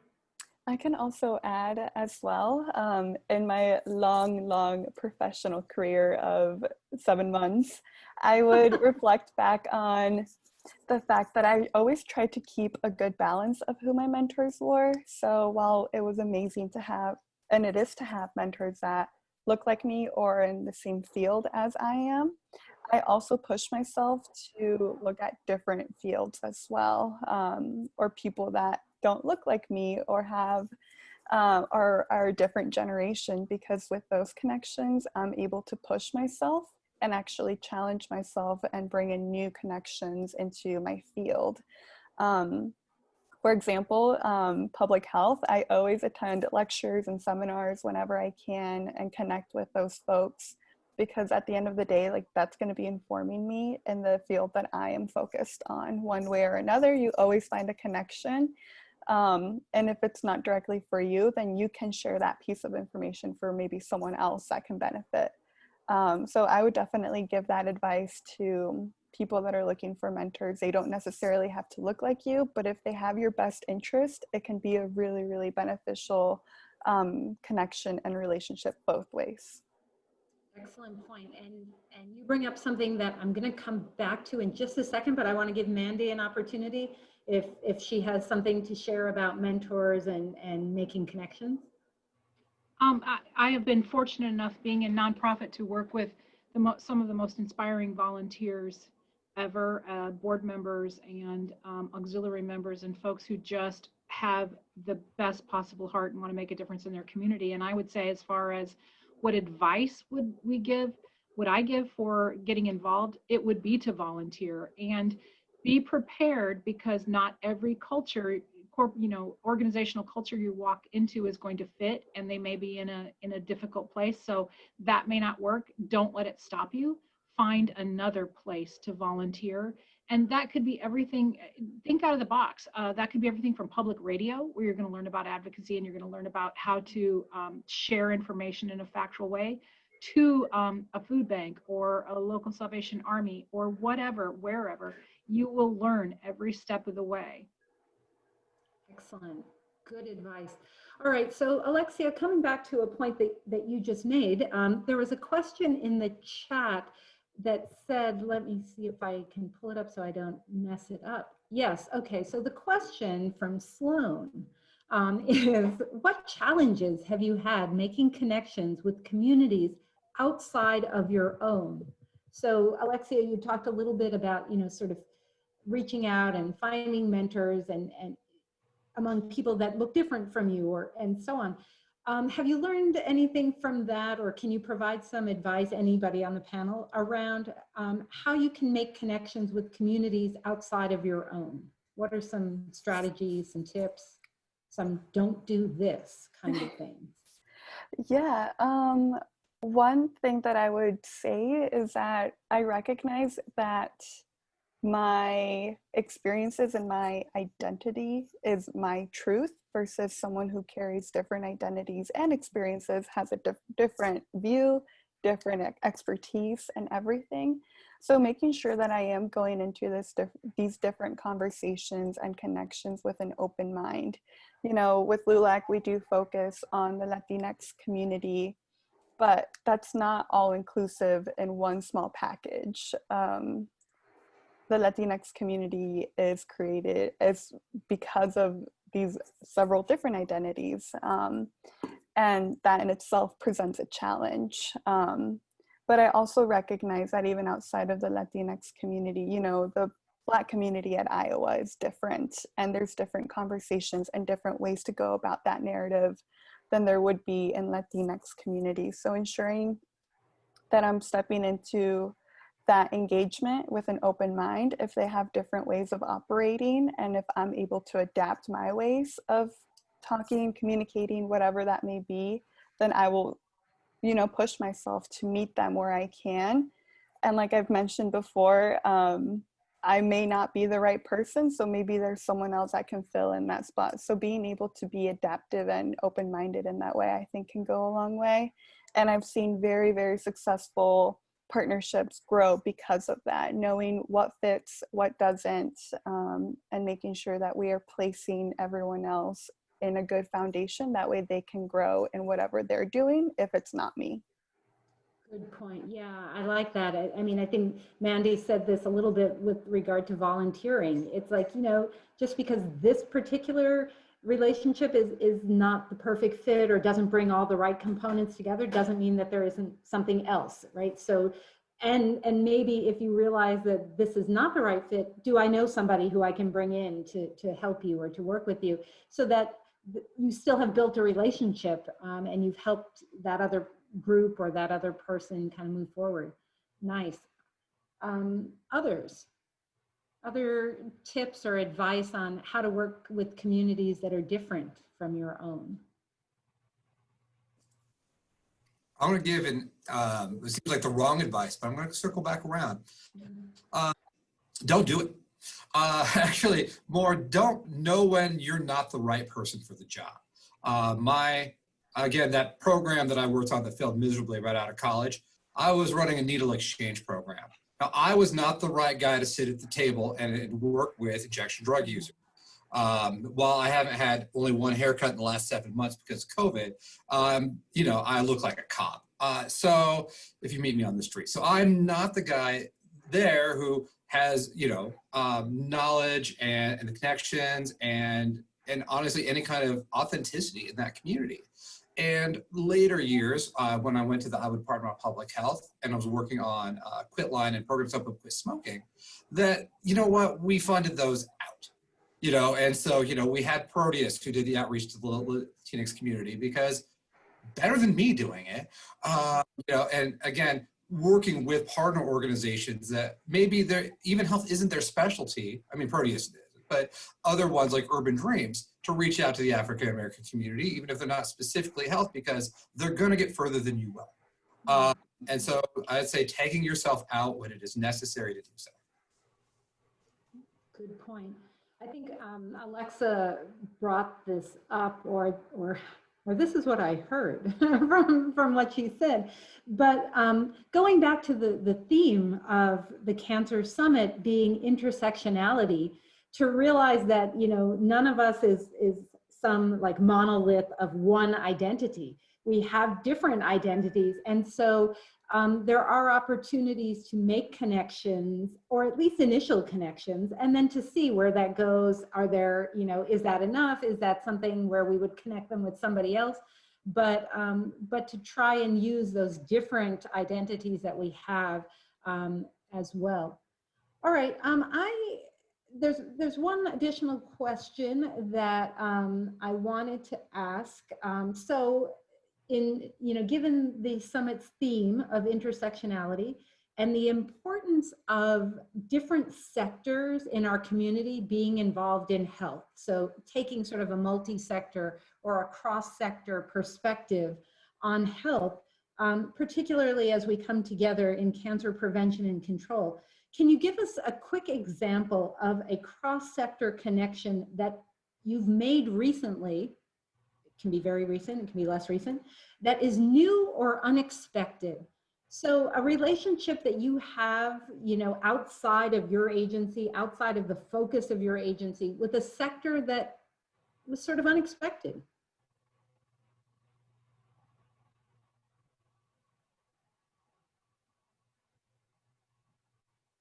Ooh. I can mention one.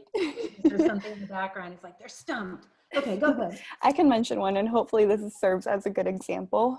So with LULAC in our local chapter in Iowa City, we in the past have hosted Loteria nights, which if you don't know what Loteria is, it's pretty much Mexican bingo. It's super fun. Look it up later. But in these nights that we would host at the mill, we would bring in different candidates running for political office. But what we've done most recently is we've actually hosted one with the College of Public Health, and we have been able to make that connection. That way, if there's any future event or future survey or data collecting or anything needed, we have that connection built in already. It's not like, it's not like they're just coming to us out of the blue. Like Jeremy said at the beginning, you know, like meeting those people, meeting them and going from there. So I would definitely cite that as a really great example of a connection that we've recently made that we haven't before. And hopefully that can further us into more research, more data collecting, more opportunities and access to information. Oh, we are definitely going to be calling you back for sure. Excellent. All right. Anybody else, an unexpected or new kind of connection?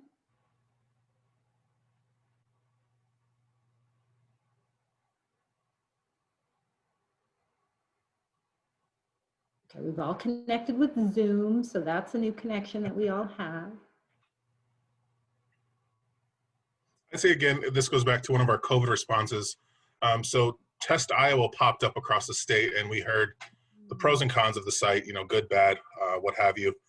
So we reached out to our local, not even our local hospital, the hospital south of us, Grinnell. It's a Unity Point hospital, but we reached out to them, and they have one of the top state infectious disease people that we know of, Dr. Graham. And so we reached out to her and began discussing ways that we could begin testing and get our results back a little bit more faster. What are they doing? How can we work with you guys? So we created this partnership with Unity Point for us to be able to draw blood here, do NAIR samples, whatever testing method we're using, but we could send it to Unity Point. They'd run the results and they'd have our results back the next day. So that was 2 to 3 days faster than what we get results from Test Iowa. So that was a new connection we made. And then once we got our rapid testing machines, we didn't need them as much, but they said, well, if you ever need anything from us in the future, give us a call. Again, we now are, again, Dr. Graham's also on our speed dial list now, anytime something comes up. So that is, you know, a direct response to COVID, but it's going to be to me, it's going to be a lifelong connection we have with Unity Point and Grinnell. Excellent, excellent. And you had talked earlier, Rudy, about, you know, the connection that you've grown with your public health department, your public health folks locally. And so, yeah, I think, you know, that while we kind of bemoan COVID and what has happened with COVID over the past 7 months or so, there are some good things, right? There are some connections, there are some new opportunities that all of our agencies have been dealing with, so that is good. All right, we have a last question here. What are the ways that you typically assess the health needs and desires of your community? Is it always a survey or data dive? So you all have very different constituencies that you are working with. What are some ways that you get information about the needs, the assets that you have available to you? I can start with this one real quick. So we do a membership audit of our enrolled members every 4 years. And so when they come in, we compile a big survey for them to complete. And typically it's been mandatory this year. This past year in 2019, it was optional, but we still had over 600 responses. So it's from housing to transportation to daycare. I mean, just a vast array of questions that we get from them. And this was the first year we actually decided to buy some. We purchased Qualtrics, the data service. So that was a lifesaver for us, because prior to that we were manually reporting. There was a group of us doing that.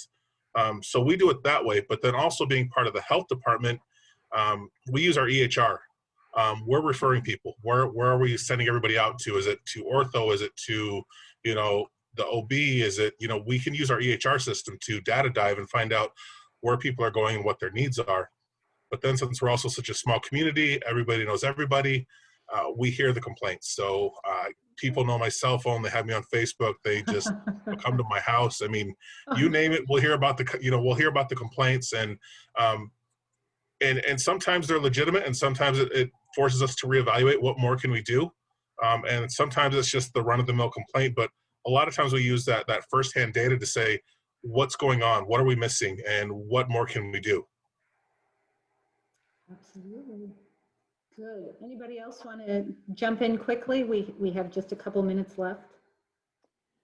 So many of our programs ask questions that reveal a lot of great information, but honestly, just day to day, are you tired? What's going on? And oftentimes we'll find out, you know, recently we have an 8-year-old who just finished treatment for a brain tumor, and she was on a med that was making her wet the bed. And so she said she was trying to keep herself awake all night. Well, again, easy fix. We just got her some of those chucks or whatever they call them at the hospital, you know, and it helped mom and everybody. Just what's going on? It seems like you're not very engaged today. And so we keep a confidential database of girls saying things so that we can make sure that we respond to whatever needs they have. Sometimes it's, well, I have to sleep on the couch because I don't have a bed. So a lot of that is just asking them what's going on in their life and then listening. Excellent. Yeah, the point of, you know, there are some very formal ways that we can collect data and understand what's going on. But again, you know, making connections, those small day-to-day kinds of conversations and checking in with each other can provide a lot of information. Excellent. Well, I think we are coming to the end of our session. I will take this opportunity to make a final public service announcement and remind everybody that, that we are in an election season. And so I encourage everybody, if you haven't voted already, please get out and vote. Voting is incredibly important. So please be sure that you do that. And if you know of others that are out there that need help voting, please do that. And then Rachel reminds us to please get your flu shot, because that is also important at this time of year. I'd like to thank each of our panelists for joining us today, for participating, sharing their truth and their reality and the work that they do. Thank you very much for participating, and thank you to those of you that put questions into the chat box or into the Q&A. Very interesting discussion. Thanks a lot. Sloan, I'll turn it back over to you. Great. Thank you so much, Anjali. Thank you. That was a wonderful discussion. And a huge thank you to all of our speakers, panelists, and also all the attendees. Thank you for joining us today.